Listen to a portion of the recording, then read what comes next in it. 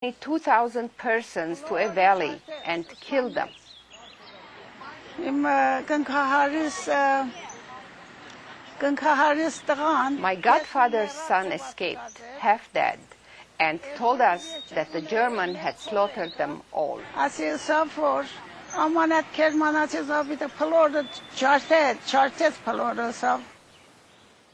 July 7th, Ambassador Wagenheim confirmed the Turkish government is trying to exterminate the entire Armenian race. 3 weeks later, the German Foreign Office informed all embassies that the slaughter of Armenians was systematic and the extermination was total. Franz Günther, the distressed head of the Berlin-Baghdad Railway, again appealed to his superior, Arthur Gwinner, in Berlin.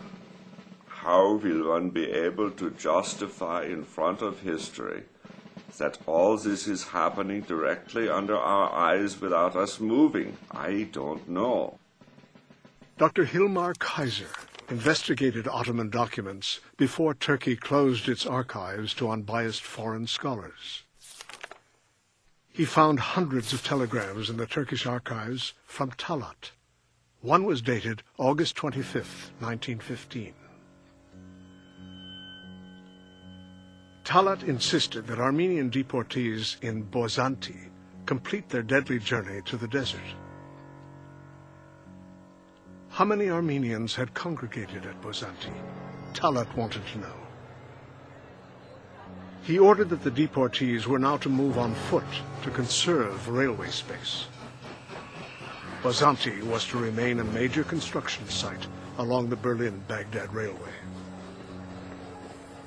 As the Germans tried to close the gaps in the rail line, Armenians continued to be deported by foot and by rail.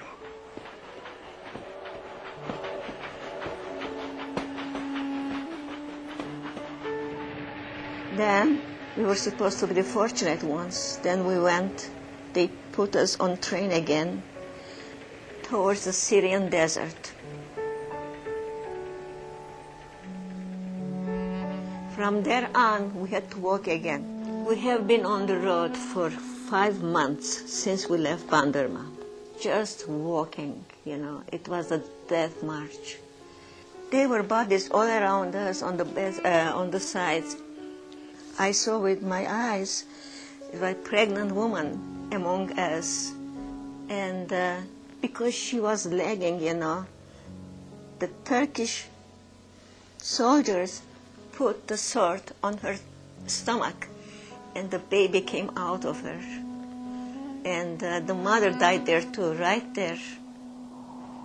We were at the top of the mountain. Nobody was talking. They were all silent. We had to walk on continually. They won't let us bury our dear ones. That march was like a column of ants or a huge caterpillar walking and walking slowly. They all knew they were going to die. German missionaries were sending detailed reports on the events they were witnessing in Turkey. The German government tried to silence the missionaries, afraid the truth about the massacres would undermine the alliance with Turkey. German public opinion denounced the policy of doing nothing to help the Armenians. Meanwhile, the Germans continued their desperate drive to finish the railway to Baghdad. German employees of the railway company rescued some women and children from certain death and put them on construction crews. Others were pressed into service.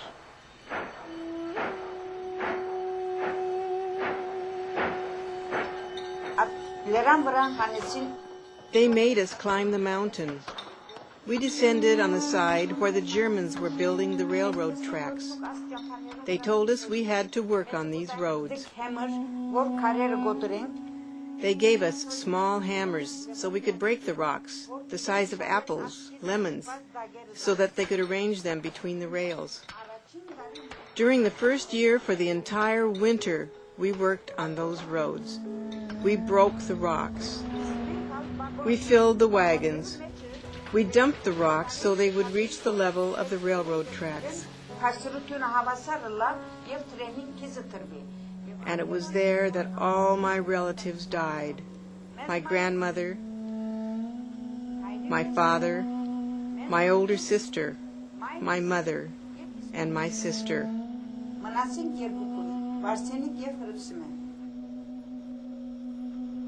The matter of German complicity is illustrated by the case of a German colonel by the name of Böttrich.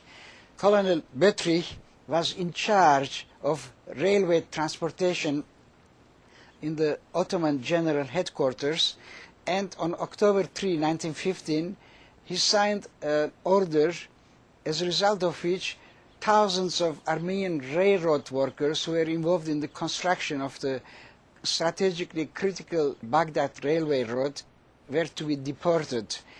And in that order, he used the standard Turkish code word, namely apply severe measures, şedide in Turkish, and that's what exactly happened.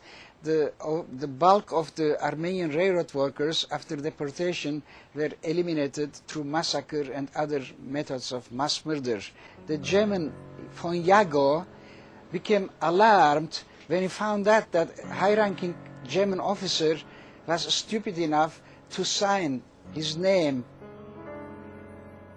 Franz Günther, representing the Deutsche Bank in Constantinople, pointed the finger at the German government's responsibility. This is what he said about Böttrich implicating the German government. Our enemies will someday pay a good price to obtain possession of this document signed by Colonel Böttrich. They will be able to prove that the Germans have not only done nothing to prevent the Armenian persecutions, but they even issued certain orders to this effect. As the extent of German complicity became known after the war, German authorities feared the world would hold them accountable for the Armenian Genocide. As late as 1919, Dr. Otto Goppert, chief Middle East advisor in the German Foreign Office, was concerned about German financial responsibility resulting from the massacres. He said that this is a grave incrimination from which we must free ourselves for reasons that are also financial. Otherwise, we, Germany, will be held liable for damages. In his own German language, eine schwere Belastung. Man will uns für den Schaden haftbar machen. This is the most explicit language recognizing the dangers of financial